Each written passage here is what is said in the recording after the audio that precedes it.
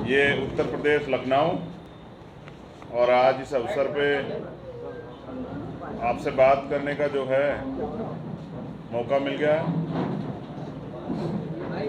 एक अच्छा अवसर है कि हम अपनी पार्टी की नीतियों को, अपनी पार्टी के कार्यों को मीडिया के माध्यम से जनता के पटल पे रखें, क्योंकि उत्तर प्रदेश में विधानसभा चुनाव भी करीब लग रहा है। तो आज 22 जुलाई को मीडिया से वार्ता करने के लिए ये प्रेस जो है आयोजित की गई है। इतने सीमित समय पे आप लोग यहाँ पहुँचे, आप सभी का आभार। शुरू करें? ठीक है, धन्यवाद। देखिए, बहुजन साइकिल यात्रा, जाति तोड़ो समाज जोड़ो, भाईचारा बनाओ, बहुजन समाज बनाओ। टुकड़ों में बटे हुए इस बड़े समाज को एकजुट करके राजनीतिक ताकत बनाओ और उनके मुद्दों को जनता के बीच में लेके जाओ। हमारा उद्देश्य है समतामूलक समाज बनाना, जहां भाईचारा हो और एक दूसरे की परेशानी समझा जाए, उनमें मदद की जाए। पूरे उत्तर प्रदेश की 403 विधानसभाओं में आज़ाद समाज पार्टी की साइकिल यात्रा चली, जो 1 जुलाई से और 21 जुलाई तक यानी कि कल के दिन भीम आर्मी के स्थापना दिवस पे प्रथम चरण का उस आंदोलन का समापन हुआ। ये सरकार के खिलाफ हमारा आंदोलन भी है, जो महंगाई और परेशानी आम जनता को हो रही है उसको लेकर। इसलिए हम गांव-गांव जाके, पांव-पांव जाके अपनी बातों को जनता के बीच में रख रहे हैं और बहुजन समाज के लोगों में चेतना का निर्माण कर रहे हैं कि इस बार वो धर्म और तमाम तरह की चीज़ों से हटके अपने मुद्दों पे वोट दें, क्योंकि जब वो अपने मुद्दों से हटके वोट देते हैं तो उनको वही मिलता है जो सरकारें देती हैं, अधिकार नहीं मिलते हैं। तो भाजपा की जो दमनकारी नीतियां हैं, बहुजन विरोधी नीतियां, उनको हमने जनता के बीच में जाकर रखा और जनता का सकारात्मक संदेश है, आने वाले चुनाव में परिवर्तन देखने को मिलेगा। कल हमारी साइकिल यात्रा जो है वो समाप्त हो गई थी। ये पहला चरण था। अब इसके बाद दूसरा चरण जो है आगामी अगस्त के महीने में उसकी घोषणा की जाएगी। अभी केंद्र सरकार ने उत्तर प्रदेश के चुनाव को देखते हुए मंत्रिमंडल में बदलाव किया है और ये बदलाव सिर्फ और सिर्फ SC ST OBC के लोगों को बेवकूफ़ बनाने के लिए उनकी जाति के मंत्री बनाए गए हैं, कि जिससे कि उनकी वोटों को छीना जा सके, लूटा जा सके और अपनी नाकामी को छिपाया जा सके। अगर इन्होंने दलित पिछड़ों के लिए कुछ किया होता तो शायद इनको ये मंत्री बनाने की जरूरत ना पड़ती। भाजपा सरकार में लगातार पेट्रोल, डीजल, खाद्य पदार्थों के दाम, सरसों के तेल के दाम, तमाम तरह के दाम जो हैं, महंगाई बढ़ रही है, आय नहीं बढ़ रही है, जिससे आम आदमी को परिवार चलाना मुश्किल हो गया है। अभी सभी विपक्ष के दलों ने अपनी बात रखी कि भाजपा सरकार ने जिला पंचायत अध्यक्ष के चुनाव में और ब्लॉक प्रमुख के चुनाव में जिस तरह से अपनी नाकामी को छिपाते हुए और लोकतंत्र का अपहरण किया, वोटों की लूट की, उसी कड़ी में जो विपक्ष के लोग थे उनको सत्ता पक्ष के लोगों ने नामांकन करने से रोका और लखीमपुर खीरी में ब्लॉक प्रमुख पद के नामांकन करने जा रही एक प्रस्तावक को जिस तरह से उसका चीरहरण हुआ बहन का, ये उत्तर प्रदेश में एक नया इतिहास जो है भारतीय जनता पार्टी के लोगों ने बनाया कि ये झूठे वादे करते हैं कि ये बहन बेटियों की सरकार है, बेटियों की रक्षा करने वाली सरकार है, बेटी पढ़ाओ बेटी बचाओ का नारा देने वाली सरकार है। ये असल में इस सरकार में बहन बेटियों का चीरहरण होता है और मुख्यमंत्री चुपचाप बैठ के उसको देखते हैं। अधिकतर जिला पंचायत अध्यक्ष पर निर्विरोध जो है जिला पंचायत अध्यक्ष बनाया गया और सरकार ने अपने लोगों को विपक्ष पर झूठे मुकदमे लगा के कुर्सी पर बिठाने का काम किया। इसी सरकार में ये जो दलित पिछड़ों के हितैषी खुद को बताते हैं, दलितों पे जबरदस्त अत्याचार हो रहे हैं। ताजी घटना जो है वो आजमगढ़ जिले की, जिसमें मैं खुद भी शामिल हुआ था, आजमगढ़ में मुन्ना पासवान जी के घर की, और उनके घर का कोई सामान नहीं छोड़ा, सारे सामान को तोड़ दिया गया। उनकी गाड़ी, उनका ट्रैक्टर, उनका AC, उनका टीवी, फ्रिज सब तोड़ दिया गया। उनका यहाँ तक कि अनाज में भी कांच मिला दिया गया। और पुलिस के साथ पीड़ित परिवार ने जैसा बताया, कुछ बिना वर्दी वाले गुंडे भी थे जो जातिगत गालियां दे रहे थे और जातिगत अपमान कर रहे थे और जातिगत बातों को कहते हुए परिवार की महिलाओं को मारने पीटने का काम हुआ।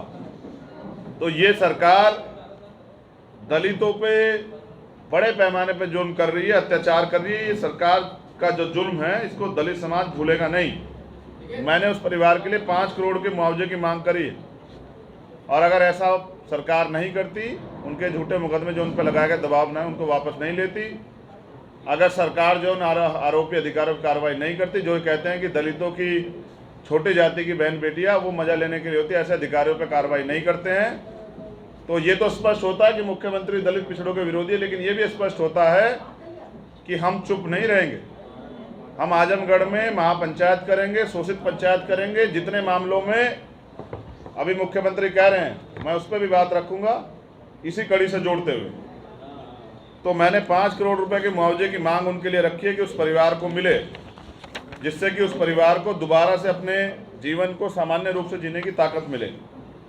अब कल की एक बड़ी घटना है जो आरक्षण नीति को लेके है। पिछले 30 दिन से 69,000 शिक्षक भर्ती में जो आरक्षण घोटाला हुआ, जहां ओबीसी के बच्चों को 27% की जगह 4% आरक्षण दिया गया और एससी के बच्चों को 22.5% की जगह 16% आरक्षण दिया गया। उनकी अधिकृत सीटें अनैतिक रूप से अपात्र लोगों को सरकार ने बांट दी। वो लोग आंदोलन कर रहे हैं। लखनऊ में जब वो जाते हैं डिप्टी सीएम के यहाँ तो उनको लाठियाँ मिलती है। वो सोच के जाते हैं कि हमारे जात के मंत्री हैं, वो शायद मदद करेंगे, तो वहाँ उनको मांगते रोजगार है, मिलती है लाठियाँ। फिर वो जाते हैं मुख्यमंत्री आवास पे, तो वहाँ उनको उनके हाथ तोड़ दिए जाते हैं, उनकी गर्दन तोड़ दी जाती है, उनके कोहनियाँ तोड़ दी जाती है, उनको पीटा जाता है। कल जब मैं उनसे मिला तो उन्होंने बताया, जो बच्चियाँ वहाँ थी, कि सरकार के लोगों ने, प्रशासन ने उनको बंद किया वाइको गार्डन में, बाहर आने की इजाज़त नहीं। वो भूख से तमाम तरह परेशान है। 12 बच्चों को बुखार हुआ था। वो गए थे बीजेपी कार्यालय पे अपनी बात रखने की, हमने वोट दिया था पिछड़े वर्ग के लोगों ने कि आपकी सरकार बनी। तो वहाँ उस कार्यालय पे जिस तरह से जातिगत टिप्पणियाँ कही गई कि ये पिछड़े और दलित वर्ग के लोगों को सरकारी नौकरी में आने का कोई अधिकार नहीं, इनको अपने पुश्तैनी काम करने चाहिए, ये बड़ा दुर्भाग्यपूर्ण है। एक पार्टी कार्यालय से ऐसी बातें होना, यानी कि उनके अंदर दलित पिछड़ों के प्रति कितनी जो है दूषित मानसिकता, ये भी जो है इसका प्रमाण। और जिस तरह से वहाँ बच्चों के कपड़े फाड़े गए, उनको पीटा गया, ये शिक्षक समाज का दर्पण होता है। ये शिक्षक जो है इसका जवाब हिसाब किताब करेंगे। उस आंदोलन को ताकत देने के लिए जब मैं उनके बीच पहुंचा, उनका समर्थन किया, तो ये भी जानकारी हुई कि गोमती नदी में एक बच्चे ने छलांग लगा दी। यानी कि अब बच्चे अपने अधिकार प्राप्त करने के लिए, लड़ने के लिए जान देने को तैयार हो गए। सरकार को सोचना चाहिए। लेकिन कल मुख्यमंत्री जी ने पहले तो अपने ट्विटर हैंडलों से सफाई दिलवाई कि हमने इस भर्ती में घोटाला नहीं किया। अगर घोटाला नहीं किया तो लिस्ट जारी करा दो। जो बच्चे आपने भर्ती किए 27% पिछड़े वर्ग के लोग, 22.5% दलित वर्ग के लोग, तो उनके जो है लिस्ट जारी करवा दो। सब दूध का दूध, पानी का पानी हो जाएगा। लेकिन कहते हैं ना, चोर की दाढ़ी में तिनका। तो पहले उन्होंने सफाई दी। जब सफाई से काम नहीं चला और उनको पता है चंद्रशेखर यहाँ, तो कल फिर उन्होंने एक ट्वीट किया, जिस ट्वीट में उन्होंने कहा कि मेरी अपील है छात्रों से कि वो किसी के बहकावे में ना आए। तो अपील पे तो मैं कहना चाहता हूं कि जो लोग पढ़े लिखे कंपटीशन करके तैयार होकर आए हैं, वो किसी के बहकावे में नहीं आते। वो अगर यहाँ बैठे हैं बहकावे में नहीं, अपने अधिकार को लेने के लिए बैठे हैं। आप उनके अधिकार दे तो चले जाएंगे। दूसरा, पहले एक भर्ती में ऐसा ही घोटाला हुआ था, तो वो जब भर्ती वाले लोग आए थे, मुख्यमंत्री के परिवार के उनके चहेते लोग, तो उनको मिठाई खिला के उनको भेजा था। लेकिन जब दलित पिछड़े वर्ग के लोग गए हैं अपने अधिकार मांगने, तो उनको लाठियां दी। और मुख्यमंत्री दूसरे ट्वीट में आगे कहते हैं कि यहाँ कोई गलत कार्य नहीं कर सकता है, अगर जो यहाँ गलत कार्य करने का प्रयास करेगा उसकी संपत्ति जब्त करा देंगे। तो मुख्यमंत्री अब संवैधानिक पद पर बैठ के धमकियाँ दे रहे हैं। तो मुख्यमंत्री वैसे भी हमें जानते हैं, उन्होंने राष्ट्रीय काम पे पहले लगाई। मुख्यमंत्री जी, हम धमकी से तो नहीं डरते हैं। लेकिन मैं आपको ये भी बताना चाहता हूँ कि ये बच्चे गुमराह नहीं, अपना अधिकार मांग रहे हैं। इनका अधिकार खा के आप कुर्सी पर नहीं बैठ पाओगे। ये जो जाति पूछ के आप वहाँ बच्चों को पिटवा रहे हो, ये बच्चे जो हैं उसका हिसाब करेंगे। और मैंने उनसे ये भी कहा कि अगर दलित पिछड़े, आदिवासी और अल्पसंख्यक वर्ग के बच्चों के अधिकार के लिए, उनके संवैधानिक अधिकार के लिए अगर संपत्ति जब्त हो जी, तो मुख्यमंत्री संपत्ति जब्त करा दें। उनके पास अधिकार है। जैसे मुन्ना पासवान की संपत्ति नष्ट करा दी है, ऐसे हमारी संपत्तियां जब्त भी करा दें। हम झेल जाएंगे। लेकिन संवैधानिक अधिकारों और संविधान पे हमला नहीं सहेंगे। और हमने तय किया है कि जैसे मानसून सत्र शुरू होगा तो हम विधानसभा का घेराव करेंगे, मुख्यमंत्री को बताएंगे कि उनकी लाठियों का जोड़ देखेंगे और उनकी संपत्तियां कैसे जब्त कराते हैं भी देखेंगे। हमारी संपत्तियां तो बहुजन समाज है और वो उन्होंने अभी झूठ बोले कब्जे में कर रखा, अब हम उनको निकालेंगे और देखेंगे कि वो उनमें कितना दम। लेकिन ये धमकी नहीं देनी चाहिए। आज वो मुख्यमंत्री हैं, शायद 6 महीने 8 महीने बाद नहीं रहेंगे तो फिर कहाँ जाएंगे। ऐसा नहीं करना चाहिए। मुख्यमंत्री एक अच्छे पद पे बैठे हैं, ऐसी भाषा का प्रयोग उनको शोभा नहीं देता। और प्रधानमंत्री जी ने तो कल उससे भी बड़े आगे निकल गए। प्रधानमंत्री जी, मुझे मौका मिला तो मैं यहाँ रख देता हूँ कि आपको दुनिया सुनती है। वो कहते हैं कि ऑक्सीजन कमी से किसी की जान नहीं गई। मैं समझता हूँ कि प्रधानमंत्री तो झूठ नहीं बोलेंगे, तो लोगों ने अपने गले जो है खुद ही घोटे हैं। लोगों ने खुद ही मरना स्वीकार किया है क्योंकि वो राम राज्य में मुक्ति चाहते हैं। तो ऐसे प्रधानमंत्री जो झूठ के आधार पर टिके, उनको सोचना चाहिए कि वो इस देश की छवि को कितना खराब कर रहे हैं। ये सारी हत्याएं प्रधानमंत्री और मुख्यमंत्री जो विभिन्न प्रदेशों में उनके जिम्मेदार है, जिन जिन प्रदेशों में ऑक्सीजन कमी से या सरकार जो स्वास्थ्य सेवा अच्छी नहीं थी उनकी वजह से जान गई।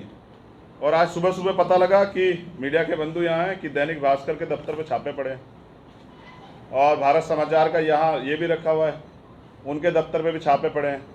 क्योंकि लंबे समय से वो उन बातों को प्रथम पेज पे जो है रख रहे थे, जो सरकार की खामियां। अब ये जब यहाँ पत्रकार ही सेफ नहीं है तो आम आदमी किस तरह से अपनी आवाज़ उठाएगा। ये छापे बताते हैं कि डरी हुई सरकार जो है स्वतंत्र पत्रकार से, ईमानदार पत्रकारों से डर गई। लेकिन जो लोग देश को बचाने और देश का दर्पण जो पत्रकार समाज है, वो ऐसी सरकारों से, फासिस्ट सरकार से नहीं डरता है। ये भी जो है आज मीडिया के दौर में इस पर भी बड़ी बहस हो रही है कि जिस तरह से छापे लगाए जा रहे हैं, ये सीधा सा प्रमाण है कि अपनी नाकामी छिपाने के लिए सरकार मीडिया की आवाज़ को दबाना चाहती है और ऐसे ही उन बच्चों की आवाज़ को दबाना चाहती है। तो मुख्यमंत्री क्या तो आरक्षण लागू करें या फिर विधानसभा घेराव के लिए तैयार रहें और जोर लगाएं। लखनऊ में हमारा पहला आंदोलन होगा, लेकिन ऐतिहासिक आंदोलन होगा। मुख्यमंत्री को आरक्षण लागू करना पड़ेगा। 69,000 शिक्षक भर्ती में जो घोटाला चोरी की है उसको लौटाना पड़ेगा, बच्चों को अधिकार देने पड़ेंगे। अभी एक पिछड़े वर्ग के मंत्री से सरकार ने कहलवाया कि जातिगत जनगणना नहीं होगी पिछड़ों की। तो क्यों पिछड़े वर्ग के लोग कुत्ते बिल्ली से भी कमजोर हैं क्या जो उनकी जातिगत जनगणना नहीं? उनकी जातिगत जनगणना होनी चाहिए। और इस पे हमारी पार्टी जो है ना गांव-गांव जाके पांव जाके अभियान चलाएगी कि सरकार के खिलाफ जो है ना ये बात को जनता के बीच ले जाया जाए कि जब आपकी जनगणना ही नहीं होगी तो आपके लिए नीतियाँ कैसे बनेगी, आपके लिए बजट कैसे घोषित होगा। तो पिछड़े वर्ग की SC ST की तरह जातिगत जनगणना होनी जरूरी है और इस बार हम इसके लिए जो दूसरा चरण होगा आंदोलन का उसको गांव-गांव में ले जाने का काम करेंगे। और नीट पे भी सरकार को कोटा जो है पिछड़े वर्ग का पूरा करना पड़ेगा, क्योंकि अब पिछड़े वर्ग के लोग गुमराह नहीं तैयार हो गए। वही सरकार को जो सरकार ने पिछड़े वर्ग के बच्चों की हड्डियां तोड़ी है, दलित वर्ग के बच्चों की हड्डियां तोड़ी है, वो सरकार का घमंड भी तोड़ देंगे। आप देखिए कि 2022 में ये पिछड़े और दलित वर्ग के लोग इस सरकार को जवाब देंगे और उसको सत्ता से उखाड़ फेंकेंगे और न्यायप्रिय सरकार बनेगी जो जनता के हितों पे काम करेगी। हम लोग धरातल पे काम करके मजबूत करेंगे। धन्यवाद जी।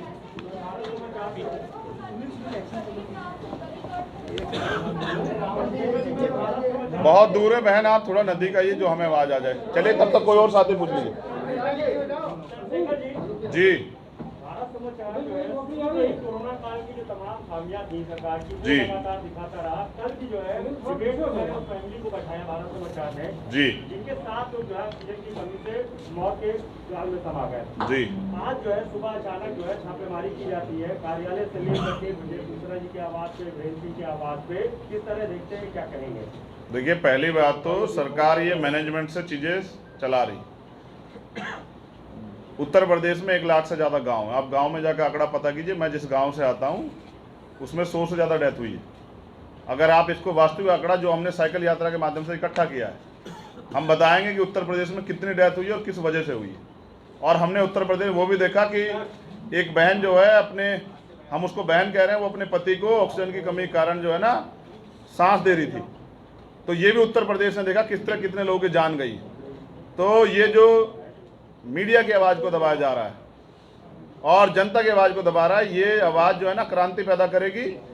मीडिया के लोग इससे ना घबराएं, हम उनके साथ खड़े हैं। ये सरकार तो आती जाती रहती है।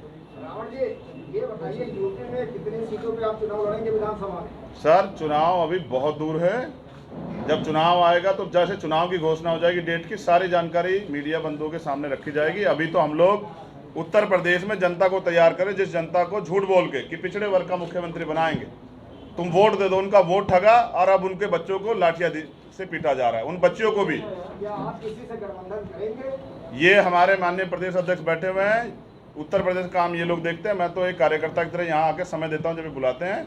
जो गठबंधन पे जो इनका फाइनल होगा या जो ये करेंगे या अपना अकेले लड़ेंगे, जैसा फाइनल करेंगे आप मीडिया बंधुओं को सूचित करेंगे। लेकिन आप भी गठबंधन की संभावना तलाश रहे हैं आप? हाँ बिल्कुल संभावना तलाश रहे हैं, क्योंकि भारतीय जनता पार्टी को मौका नहीं देना चाहते कि ये सरकार में आके दलित पिछड़ों का इलाज करें, उनके बच्चों को ये कहें कि तुम्हें पढ़ने का, नौकरी करने का अधिकार नहीं, तुम्हें किसी खेत में जाकर भैंस चराने का या किसी सफाई कर्म करने का काम जो है तुम्हें मिला हुआ है। ये नहीं, ये संविधान ने बराबर के अधिकार दिए हैं सभी को। रावण जी, आपने जैसे आजमगढ़ की बात की, पासवान परिवार के साथ बहुत गलत हुआ जी। तो ये मानिए किसी ब्राह्मण ठाकुर के साथ अगर गलत होगा तो आपसे बड़ी आशा है, तो आप उनके पास भी जाएंगे, उनकी सहायता के लिए? शोषित कोई भी होगा, जी। अगर उसे सताया जाएगा, जब मैं अन्याय के खिलाफ लड़ने निकलता हूं तो जाति नहीं पता करता हूं। जब कहीं मौका मिलेगा तो मैं साबित करूंगा कि अन्याय किसी के साथ होगा। चंद्रशेखर आंख बंद करके जो है और अपनी जान की परवाह किए बगैर उस लड़ाई में सबसे आगे खड़ा रहे। मतलब हर वर्ग के साथ आप खड़े हैं। जिस व्यक्ति को का शोषण किया जाए, सरकार जिसका भी शोषण करे, और किसी की भी सरकार हो, चाहे यहाँ हो, राजस्थान में हो, मध्य प्रदेश में, छत्तीसगढ़ कहीं हो। जैसे अभी नेमावर में गया था मध्य प्रदेश में, वहाँ आदिवासी परिवारों को पांच लोगों की हत्या की गई और मुख्यमंत्री जो शादियों में भी जाते हैं उस परिवार तक मिलने नहीं गए। तो जहाँ भी जिसे सताया जाएगा, ब्रजेश मिश्रा जी तो बेचारे पंडित हैं और मैं तो सबसे पहले उनकी बात उठा रहा हूँ। ऐसा नहीं, हर जाति धर्म में अलग अलग तरह के विचारधारा के लोग हैं। तो जो लोग सताए जाएंगे, यानी कि वो लोग अच्छा काम कर रहे हैं, उनके पीछे आजाद समाज पार्टी बीमार भी खड़ी रहे।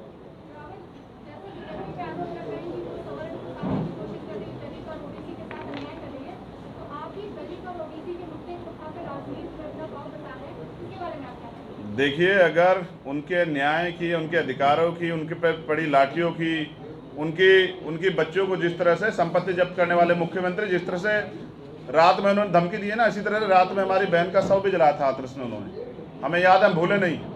तो जिनकी बात कोई नहीं कर रहा है, जिनकी बात कोई नहीं उठा रहा है, जिनको कोई पूछ नहीं रहा, उनकी बात भी उठानी चाहिए। मैं उस वर्ग से आता हूँ, मेरी जिम्मेदारी होती है, मैं बहुजन समाज के लोगों का नेतृत्व करता हूँ।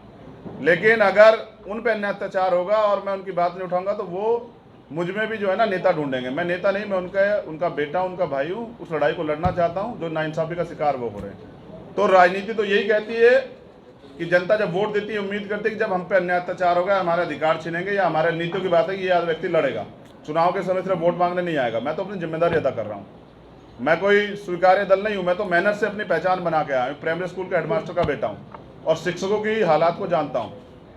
तो अपना जिम्मेदारी अदा कर रहा हूँ और आगे भी करता रहूँगा। धन्यवाद है।